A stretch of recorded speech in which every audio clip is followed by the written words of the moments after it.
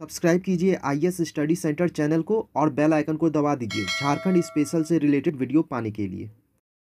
आज की क्लास में हम लोग जो है झारखंड के प्रमुख वाद्य यंत्रों के बारे में पढ़ेंगे। कहा जाता है कि झारखंड की जो भूमि है वह नृत्य, संगीत और गीतों की भूमि है।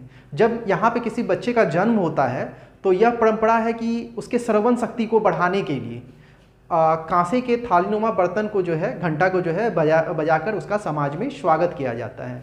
और यह मानव जीवन का जो है प्रथम संगीत है। और बच्चा जब इस घंटे की ध्वनि को सुनकर रोना आरंभ करता है तो उसे पहला गाना माना जाता है। और इस शुभ समाचार को सुनकर परिवार और समाज के लोग जो है खुशी में नाच करने लगते हैं, नृत्य करने लगते हैं। विभिन्न अनुसंधानों से पता चला है कि झारखंड में वाद्य यंत्रों का आविष्कार जो है यहाँ के आवश्यकताओं की जननी है। क्योंकि झारखंड में जब आदिवासी समुदाय आए थे, यानी आदिवासी समुदाय का जब झारखंड में आगमन हुआ था, उस समय इस क्षेत्र में हिंसक जानवरों का भरमार था। बहुत सारे हिंसक जानवर भरे हुए थे।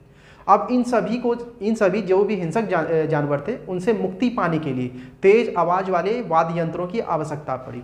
और इसी के चलते जो है इसी क्रम में सबसे पहले नगाड़े का आविष्कार हुआ, जिसके तेज आवाज़ से जानवरों को भगाया जाने लगा। आगे चलकर यहाँ के जो भी जंगल के पशु पक्षी थे उन्हें इन्होंने अपने गोत्र में सम्मिलित कर लिया और अपने गोत्र के प्रतीक चिन्हों के सम्मान के लिए जो है वे जो है उनको उनके डराने वाले जो भी कर्कश ध्वनि वाले वाद्य यंत्र थे उनके बजाय अब जो है सुरीले ध्वनि वाले वाद्य यंत्रों का विकास उन्होंने किया। तो जितने भी वाद्य यंत्र उनके द्वारा विकसित किए गए यहाँ के आदिवासी समाज द्वारा, उन सारे को हम लोग अब आगे देख लेते हैं। ठीक है, झारखंड के वाद्य यंत्रों को 3 श्रेणियों में विभाजित किया जाता है, उसे हम लोग देख लेते हैं। पहला है ताल यंत्र, दूसरा है सुशीर यंत्र और तीसरा है तंतु यंत्र। तो अगर यह प्रश्न बनता है कि झारखंड के वाद्य यंत्रों को कितने श्रेणियों में विभक्त किया जा रहा है, तो याद रखिएगा कितने श्रेणियों में विभक्त किया जा रहा है, 3 श्रेणियों में विभक्त किया जा रहा है। पहला है ताल यंत्र, इसके बारे में हम लोग समझते हैं। ताल यंत्र यानी कि पीट कर बजाए जाने वाला यंत्र। याद रखिएगा, पीट कर बजाए जाने वाले यंत्र को ताल यंत्र कहा जा रहा है। और ताल यंत्र को भी 2 श्रेणियों में विभक्त किया गया है। पहला है अवनद वाद्य यंत्र और दूसरा है घन वाद्य यंत्र। अब इस दोनों में हम लोग अंतर को देखते हैं कि क्या है दोनों के बीच में अंतर। तो ये जो अवनद वाद्य यंत्र है, लकड़ी के ढांचे पर चमड़ा मढ़कर निर्मित वाद्य यंत्र होता है। यह जो अवनद वाद्य यंत्र है वो क्या है, लकड़ी के ढांचे पर चमड़ा मढ़ा हुआ होता है इस वाद्य यंत्र में। और इसके अंतर्गत देखिए कौन कौन आता है वाद्य यंत्र। तो मांदर आएगा, ढोल आएगा, नगाड़ा आएगा, ढाक आएगा, धमसा आएगा, डमरू, कामड़ा, ढप, खजड़ी, जूड़ी और भी बहुत सारे हैं। जब मैं इसे डिटेल में बताऊंगा तो वहां पे मैं ये सारी चीज़ों को और भी बताऊंगा। तो अवनद वाद्य यंत्र के अंतर्गत जो है वैसे वाद्य यंत्र आएंगे जो लकड़ी के ढांचे के होंगे और उनके ऊपर जो है चमड़ा मढ़ा हुआ होगा, यानी चमड़ा का ऊपर में चमड़ा चढ़ा हुआ होगा। और वैसे वाद्य यंत्र कौन कौन से हैं, मांदर है, ढोल है, नगाड़ा, ढाक, धमसा, डमरू, कामड़ा, ढप, खजरी, जूड़ी, ये सब जो है किसके अंतर्गत है, तो अवनद वाद्य यंत्र के अंतर्गत है, लकड़ी के बने होंगे। और दूसरा जो मैंने बताया घन वाद्य यंत्र, तो यह जो है कांसा से निर्मित वाद्य यंत्र होता है। किससे, कांसा से। तो यहाँ इस तरह से प्रश्न बन सकता है कि ताल यंत्र के अंतर्गत लकड़ी के ढांचे से बने हुए वाद्य यंत्र को निम्न में से किस नाम से जाना जाता है, तो अवनद वाद्य यंत्र के नाम से जाना जाता है। फिर प्रश्न बन सकता है कि ताल यंत्र के अंतर्गत कांसा से निर्मित वाद्य यंत्र निम्न में से कौन है, तो घन वाद्य यंत्र। और अगर इस तरह से भी प्रश्न बनता है कि करताल जो है झारखंड के किस वाद्य यंत्र के अंतर्गत आता है, तो वह है घन वाद्य यंत्र के अंतर्गत आता है, क्योंकि यह कांसा से निर्मित है। तो कांसा से निर्मित जो वाद्य यंत्र है वो क्या है, घन वाद्य यंत्र है। और इसके जो एग्जाम्पल हैं, करताल हो गए, झांझ हो गया, घंटा, काठ, खाला, ये सब जो है घन वाद्य यंत्र के एग्जाम्पल हैं। तो हम लोगों ने अभी देखा अवनद ताल यंत्र के अंतर्गत अवनद वाद्य यंत्र, उसके एग्जाम्पल थे मांदर, ढोल, नगारा, ढाक, धमसा, डमरू, कामड़ा, ढप, खजरी, जूड़ी। ये सब नाम मैं बार बार दोहरा रहा हूँ, ये सब याद कीजिएगा आप लोग। फिर घन वाद्य यंत्र के अंतर्गत हम लोगों ने देखा वैसे वाद्य यंत्र जो कांसा से बने होंगे, जैसे करताल, झांझ, घंटा, काठ, खाल, खाला इत्यादि। ठीक है, तो हम लोगों ने ताल यंत्र को देख लिया, आगे इसको मैं फिर डिस्क्राइब करूंगा। अभी फिर हम लोग देखते हैं सुसीर यंत्र। सुसीर को जो है, सुसीर यंत्र जो है फूंक कर बजाए जाने वाला यंत्र है। याद रखिएगा, जो भी फूंक कर हम लोग बजाते हैं, मुंह से फूंकते हैं ना, जो भी फूंक कर बजाते हैं वो कौन सा यंत्र है? सुसीर यंत्र। फिर पीट कर जो बजाते हैं वह कौन सा यंत्र है? ताल यंत्र।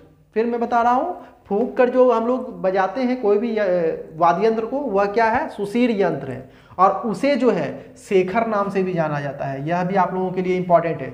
जो सुसीर यंत्र है उसे शेखर नाम से भी जाना जाता है और इसे फूंक कर जो है बजाया जाने वाला वाद्य यंत्र कहा जाता है।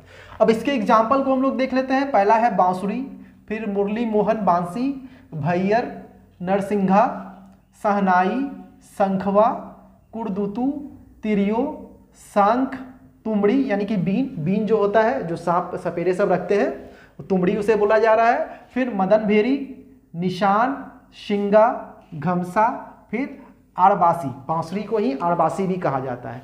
तो हम लोगों ने सुसीर यंत्र देखा, वैसे यंत्र जिसे फूंक कर बजाया जाएगा और इसे ही शेखर नाम से भी जाना जाता है।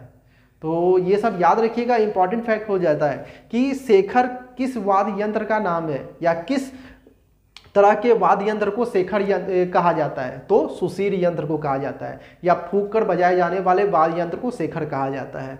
और इसके अंतर्गत मैंने सारे जितने भी झारखंड के अंतर्गत सुसीर यंत्र यानी कि फूंक के बजाए जाने वाले वाद्य यंत्र हैं उसे मैंने बता दिया, इसे भी मैं डिटेल में बताऊंगा। फिर अगला है तंतु यंत्र, यानी कि तार को रगड़ने अथवा छेड़ने से जो ध्वनि उत्पन्न होती है उसे ही तंतु यंत्र कहा जा रहा है। इसके अंतर्गत है टोहिला, भुआंग, और भुआंग, हो भुआंग, गोपी यंत्र, एकतारा, बनम, सारंगी, इसराज, तीन तारा, केंद्रा या केंद्री, दुईला और टोहिला। ये सब जो है तंतु यंत्र के अंतर्गत है। यानी वैसे वाद्य यंत्र जिसमें तार लगे होंगे या तार जैसा कोई चीज होगा जिसको छेड़ने से जो है आवाज आती हो, तो उसे ही क्या बोला जा रहा है? तंतु यंत्र। ठीक है, और उसके एग्जाम्पलों को मैंने बता दिया। तो यहां से इस तरह प्रश्न बनते हैं कि जैसे कि निम्न में से कौन जो है तंतु यंत्र है, और आपको एग्जाम्पल दे दिया जाएगा, टोहिला, तुमड़ी, फिर झांझ, फिर नगारा। तो आप लोगों को वहां पे टिक मारना होगा। जैसे टोहिला है तो उसे से टिक मारना होगा, सही टिक, कि टोहिला जो है तंतु यंत्र है। तो इस तरह से यहाँ से प्रश्न बनते हैं। अब हम लोग जो है जो भी इंपॉर्टेंट है, जो भी वाद्य यंत्र इंपॉर्टेंट है उसके बारे में हम लोग देख लेते हैं। अब हम लोग जो है ताल यंत्र के प्रमुख वाद्य यंत्रों को देख लेते हैं। सबसे पहले नगाड़ा को देखते हैं। झारखंड का प्रथम वाद्य यंत्र माना जाता है इसे। यह जो नगाड़ा है इसे झारखंड का प्रथम वाद्य यंत्र माना जाता है। तो यह प्रश्न बन सकता है कि झारखंड का प्रथम वाद्य यंत्र किसे कहा जाता है? तो नगाड़ा को कहा जाता है, याद रखिएगा। और इसका उपयोग जो है युद्ध में, शिकार में, नृत्य में, मुनादी पिटाने में और अखड़ा में, अखड़ा की बैठक बुलाने में इसका प्रयोग किया जाता है नगाड़ा का। और ये जो नगाड़ा है इसकी 3 श्रेणियां हैं। पहला है वृहत नगाड़ा जिसे धमसा भी कहा जाता है, दूसरा है मध्यम नगाड़ा और तीसरा है छोटा नगाड़ा। अब ये जो वृहत नगाड़ा है यह मुंडा, उड़ांव और खड़िया जनजाति में लोकप्रिय है। तो यह याद रखिएगा, नगाड़ा जो है 3 श्रेणियों में विभक्त है, जिसमें वृहद नगाड़ा को ही धमसा भी कहा जाता है। और यह जो वृहद नगाड़ा है वह किन जनजातियों में लोकप्रिय है? तो मुंडा में है, उड़ांव में है और खड़िया जनजाति में लोकप्रिय है। इसके अलावा मध्यम नगाड़ा है और छोटा नगाड़ा है। ये सारी चीज़ों को मैंने नोट्स में, जो मैं PDF नोट्स आप लोगों को प्रोवाइड कराऊंगा, उसमें डिटेल में मैंने सभी को बताया है। जैसे वृहद नगाड़ा को भी मैंने डिटेल में बताया है, मध्यम नगाड़ा को भी डिटेल में, और जितने भी चीज़ मैं बता रहा हूँ मैं सारी चीज़ों को वहाँ पे डिटेल में बताऊँगा। और इसके अलावा भी बहुत सारे वाद्य यंत्र वहाँ मैंने बताया है। तो आप लोग PDF को ज़रूर पढ़ें। आगे बढ़ते हैं हम लोग। संथाल परगना में टमाका के नाम से इसे जाना जाता है नगाड़ा को। तो यह भी आप लोगों के लिए इंपॉर्टेंट हो जाता है कि किस परगना में जो है या झारखंड के किस क्षेत्र में जो है नगाड़ा को टमाका नाम से जाना जाता है। तो वह है संथाल परगना। या इस तरह से प्रश्न बन सकता है कि झारखंड में के संथाल परगना में नगाड़ा को किस और नाम से जाना जाता है या किस अन्य नाम से जाना जाता है? तो जवाब होगा टमाका। अब इसका निर्माण कैसे किया जाता है? ये जो नगाड़ा है इसका निर्माण कैसे होता है? तो कटहल पेड़, याद रखिएगा, कटहल पेड़ की गुंबदाकार खोल के सिरे पर भैंस या बकरी का चमड़ा मढ़कर जो है इसे निर्मित किया जाता है। यानी कि कटहल पेड़ का जो गुंबदाकार खोल होता है, यानी ये उसका जो तना जिसे काटेगा तो गुंबदाकार खोल हो जाएगा, बन जाएगा, उसके बीच से पोर्शन निकाल लेगा और जो बचेगा उसी पे जो है भैंस या बकरी का चमड़ा चढ़ा दिया जाएगा, मढ़ दिया जाएगा और उसी से जो है नगाड़ा का निर्माण होगा। अगला हम लोग पढ़ते हैं टमक। ये नगाड़ा के बारे में मैंने डिटेल से पढ़ाया है पीडीएफ में, आप लोग पीडीएफ जरूर पढ़िए, चाहे जो भी हो, टमक भी हो, उसे भी मैंने डिटेल में अच्छी तरह से पढ़ाया है पीडीएफ में। इसकी आवाज़ जो है छोटे नगाड़ा से धीमी और मधुर होती है। टमक भी जो है नगाड़ा के ही कैटेगरी में आ रहा है, लेकिन यह जो है छोटे नगाड़ा से भी यह छोटा है और इसकी जो आवाज़ होगी वह धीमी होगी और बहुत ही मधुर होगी। संथालों में विशेष रूप से यह प्रचलित है। टमक किन जनजाति में प्रचलित है? तो संथाल जनजाति में यह प्रचलित है। आगे बढ़ते हैं हम लोग ढाक। ढाक को देख लेते हैं। झारखंड का दूसरा तीव्र अवनद वाद्य यंत्र है यह। पहला कौन था? नगाड़ा है। प्रथम वाद्य यंत्र कौन है? नगाड़ा है अवनद वाद्य यंत्र के अंतर्गत। और दूसरा कौन है? दूसरा तीव्र अवनद वाद्य यंत्र कौन है? तो ढाक है झारखंड का। यह भी प्रश्न बन सकता है कि झारखंड का दूसरा तीव्र अवनद वाद्य यंत्र निम्न में से कौन है? तो आपका जवाब होगा ढाक। और इसे बजाने के लिए जो है दो प्रकार की छड़ी का प्रयोग किया जाता है। देखते हैं कौन कौन है। एक है पतली चपटी बांस की छड़ी जिसे टिपनी कहा जाता है, और दूसरा है लकड़ी की बनी मोटी गोल छड़ी जिसे खाड़ी कहा जाता है। तो यह सब भी आप लोगों के लिए इम्पोर्टेंट हो जाता है। नगाड़े और शहनाई के साथ इसका संगत किया जाता है। यह जो ढाक है यह किसके साथ मिलके बजाया जाएगा? तो नगाड़े और शहनाई के साथ। और पैका और नटुआ, याद रखिएगा, पैका और नटुआ नृत्यों के साथ भी इसका वादन किया जाता है ढाक का। अब ये दूसरा है संथाली ढाक। यह भी ढाक का ही एक स्वरूप है जिसका नाम है संथाली ढाक। इसकी जो है मोटाई कम होती है तथा यह जो है 5 से 6 फीट लंबा होता है और यह भी एक ढाक का ही स्वरूप है। फिर अगला है चौड़ चौड़ी। यह भी एक ढाक का ही स्वरूप है, ढाक की ही श्रेणी का यह वाद्य यंत्र है और इसे जो है कढ़ा या कड़ह भी कहा जाता है। यह जो चौड़ चौड़ी वाद्य यंत्र है यह किसके श्रेणी का है? ढाक श्रेणी का है और इसे और भी नामों से जाना जाता है। क्या नाम है उसका? कढ़ा और कड़ह। ठीक है, आगे फिर इसमें बढ़ते हैं, आप लोग इसे नोट डाउन कर लें। आगे बढ़ते हैं, अब हम लोग देखते हैं मांदर के बारे में।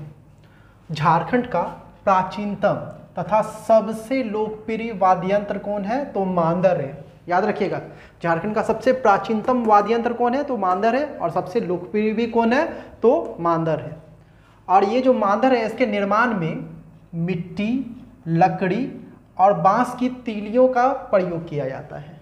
ये जो मांदर है ना, इसमें किसका प्रयोग किया जा रहा है? मिट्टी का, लकड़ी का और बांस की तीलियों का भी प्रयोग किया जाता है। कभी कभी चदरा का भी प्रयोग किया जाता है। तो यह सब आप लोगों के लिए इंपॉर्टेंट है, याद रखिएगा, इससे प्रश्न बनते हैं इसीलिए कि मांदर का निर्माण निम्न में से किससे किया जाता है? तो मिट्टी से, लकड़ी से, बांस की तीलियों से और चदरा से भी किया जाता है।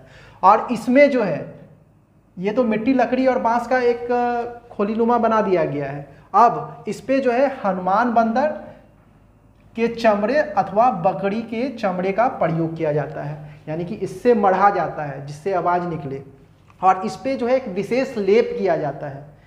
जो ये जो चमड़े का और ये ऊपर से जो प्रयोग किया गया, इस पर एक विशेष लेप किया जाएगा जिसे किरण बोला जाता है। तो यह सब भी आप लोग नोट डाउन करें कि मांदर पर एक विशेष लेप किया जाता है जिसका क्या नाम है? किरण है। और इसमें किस प्रकार के चमड़े का प्रयोग किया जाता है? किस जानवरों का? तो हनुमान बंदर के चमड़े का और बकरी के चमड़े का भी प्रयोग किया जाता है। और मांदर के छोटे मुंह को चना या तुंग कहा जाता है। यह भी आप लोगों के लिए इंपॉर्टेंट है। मांदर का एक साइड छोटा होता है, एक साइड बड़ा होता है। तो जो ऊपर वाला छोटा मुंह है ना, उसे चना या नहीं तो तुंग कहा जा रहा है। और दूसरा जो बड़ा मुंह होता है उसे डिसना या गद कहा जाता है। तो यह आप लोगों के लिए इंपॉर्टेंट हो जाता है कि मांदर का छोटा मुंह निम्न में से क्या कहलाता है? तो चना या तुंग कहलाता है। फिर मांदर का बड़ा भाग क्या कहलाता है या बड़ा मुंह क्या कहलाता है? तो डिसना या गद कहा जाता है। इसके अलावे इसे जो है तान या तांग भी कहा जाता है। यह भी आप लोगों के लिए इंपॉर्टेंट हो जाता है। और झारखंड में मांदर के कई प्रकार प्रचलित हैं। हर एक जनजाति में अलग अलग तरह का है, देख लेते हैं हम लोग। जैसे कि जसपुड़िया मांदर, झारखंड के सभी मांदरों में सबसे बड़ा मांदर कौन है? जसपुड़िया है। याद रखिएगा, झारखंड के जितने भी मांदर है ना उसमें सबसे बड़ा मांदर कौन है? तो जसपुड़िया मांदर है। यह प्रश्न बनेगा कि झारखंड के सभी मांदरों में सबसे बड़ा मांदर कौन है? तो जसपुड़िया आपका जो है आंसर होगा। और झारखंड में जितने भी मांदर हैं अलग अलग जनजातियों के, आप मांदर देख के ही बता दीजिएगा कि यह किस जनजाति का मांदर है, क्योंकि हर एक का ढांचा जो है अलग अलग होता है। मैंने नोट्स में हर एक को एकदम अच्छी तरह से डिस्क्राइब किया है। यहाँ पे आप लोग जानिए कितने प्रकार के हैं। तो जसपुड़िया मांदर हो गया, और यह इसमें सबसे इंपॉर्टेंट है कि सबसे बड़ा मांदर है झारखंड का कौन? जसपुड़िया मांदर। और इसे जो है सदानों का मांदर या नागपुड़िया मांदर भी कहा जाता है। अगर लकड़ी से बना हुआ जसपुड़िया मांदर होगा तो उसे जो है कठमंदरा कहा जाता है। यह भी आप लोगों के लिए इंपॉर्टेंट है। इसके अलावा खड़िया मांदर है, फिर उड़ाऊ मांदर है, फिर खोठा मांदर है। ये जो खोठा मांदर है इसे जो है मूची या ढेचकी मांदर भी कहा जाता है।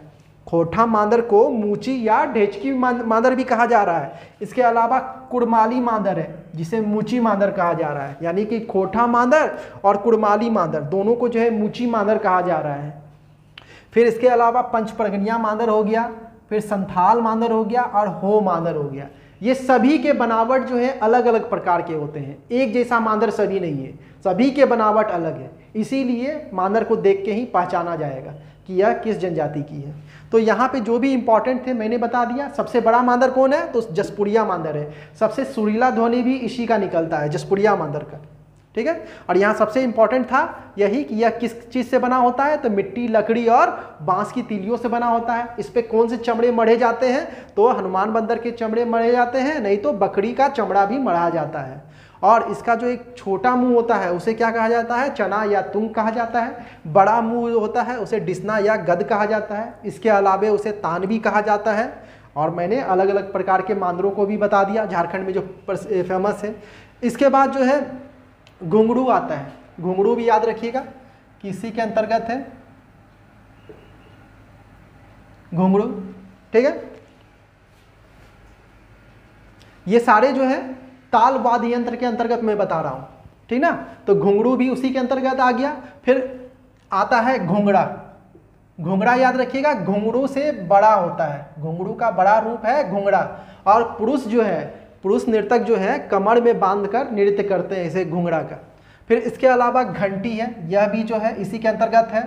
फिर पीटा घंटी है, ढिचका है, फिचका है, फिर राम कढ़ी है। यह है झुंझुना का बड़ा रूप होता है। यह जो राम कढ़ी है यह जो है क्या है? झुंझुना का बड़ा रूप है, राम कढ़ी। ठीक ना। राम कढ़ी जो है झुंझुना का बड़ा रूप है। और ये सारे जो है ताल वाद्य यंत्र के अंतर्गत मैं बता रहा हूं। ये सारे प्रश्न बन सकता है निम्न में से कौन जो है ताल वाद्य यंत्र के अंतर्गत शामिल है? जैसे पीटा घंटी दे दिया, आपको पता नहीं है, आप जवाब नहीं मार सकिएगा। तो आप लोगों को ये सब नाम याद रखना होगा कि पीटा घंटी किसके अंतर्गत है? तो ताल वाद्य यंत्र के अंतर्गत है। ठीक ना। फिर मंजीरा, यह भी इसी के अंतर्गत है। झाल, झांझ, यह सब जो है लोहा, कांसा, तांबा यह सब का बना होता है।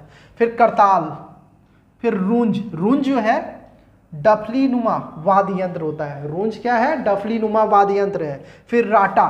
राटा जो है यह देखिए, एक चीज इसके बारे में मैं बता देता हूं कि ईद के अवसर पर, याद रखिएगा, ईद मुस्लिमों द्वारा मनाया जाता है। ईद, ईद के अवसर पर झारखंड में एक विशेष नृत्य राटा नृत्य का आयोजन किया जाता है। और इसी नृत्य में जो है राटा वाद्य यंत्र का जो है बजाया जाता है। फिर टेटंगा, इसमें भी जो है राटा नृत्य के अंतर्गत ही यह बजाया जाता है टेटंगा। और इसके साथ जो है पुरुष लोग जो है आवाज भी निकालते हैं।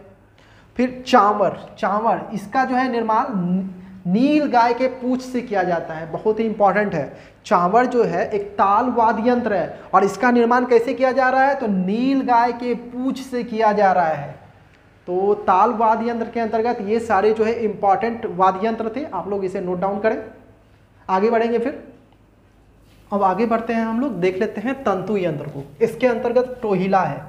टोहिला रेशम की डोरी, तांत या धातु के तार को बांधकर इसे बनाया जाता है।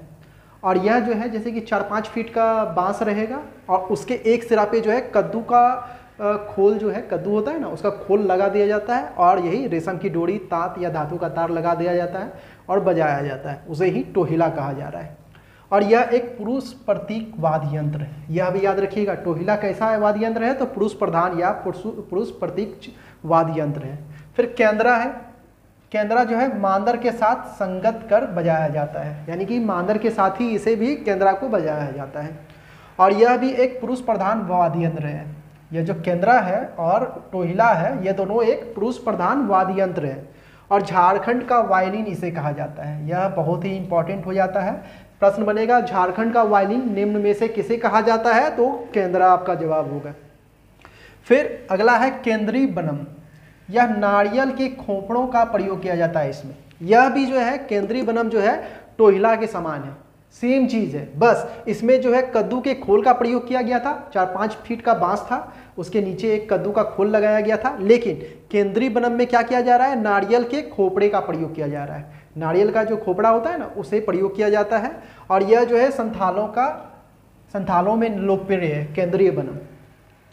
अब आते हैं भुआंग। भुआंग जो है शिकार के दौरान संथालों द्वारा प्रयोग किया जाने वाला वाद्य यंत्र है। भुआंग जो है ना, शिकार के दौरान प्रयोग किया जाता है। और किसके द्वारा किया जाता है, संथालों द्वारा किया जाता है। और इससे जो है धनुष टंकार जैसी ध्वनि निकलती है, जिसे भुआंग कहा जा रहा है, ठीक ना। भुआंग जो है, इससे कैसी ध्वनि निकलती है, धनुष टंकार जैसी, जिसे क्या कहा जाता है, भुआंग कहा जाता है। अगला है बनम। वायलिन की तरह बजाया जाने वाला वाद्य यंत्र है। झारखंड में बनम जो है वायलिन की तरह बजाया जाने वाला ही एक वाद्य यंत्र है। और इसे जो है मुंडा, संथाल हो तथा खड़िया समाज का वायलिन भी कहा जाता है।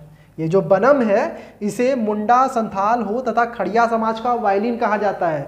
यह आप लोगों के लिए इंपॉर्टेंट हो जाता है। प्रश्न बनेगा निम्न में से किसे जो है संथाल समाज का वायलिन कहा जाता है, तो आपका जवाब होगा बनम। निम्न में से किसे जो है खड़िया समाज का वायलिन कहा जाता है, तो आपका जवाब होगा बनम। ठीक है, आगे बढ़ते हैं हम लोग। सोईखो। यह जो है रेगड़ा भी इसे कहा जाता है। यह भी एक तंतु यंत्र है। सोईखो एक तंतु यंत्र है जिसे रेगड़ा भी कहा जाता है। फिर अगला है सेकोई। फिर अगला है एकतारा, फिर 3 तारा सारंगी और इसराज। ये सारे जो है तंतु यंत्र हैं। और इसे मैंने यहाँ पे जो बताया तो बताया ही, और पीडीएफ में इससे ज़्यादा डिटेल में और भी आप लोगों को मिल जाएगा। अगला है सुशीर यंत्र। इसके अंतर्गत बांसुरी आता है, मोहन बांसी आता है। अब देखिए इसमें अंतर क्या है, बांसुरी जो है और मोहन बांसी और तिरियो, ये तीनों जो है एक ही समान है, बांसुरी के समान ही है। ठीक है, अंतर यह है कि बांसुरी को जो है झुका के बजाया जाता है, जबकि मोहन बांसी को जो है सीधा कर बजाया जाता है, यानी इसे टेढ़ा नहीं किया जाता है। फिर तिरियो जो है, यह जो है मुंडा, उड़ाव और खड़िया जनजाति में लोकप्रिय है। फिर मुरली, यह भी जो है बांसुरी का ही एक रूप है। फिर अगला है पेड़ढेद। यह जो है शहनाई का एक रूप है। शहनाई नहीं, झारखंड में शहनाई को जो है पेड़ढेद कहा जा रहा है।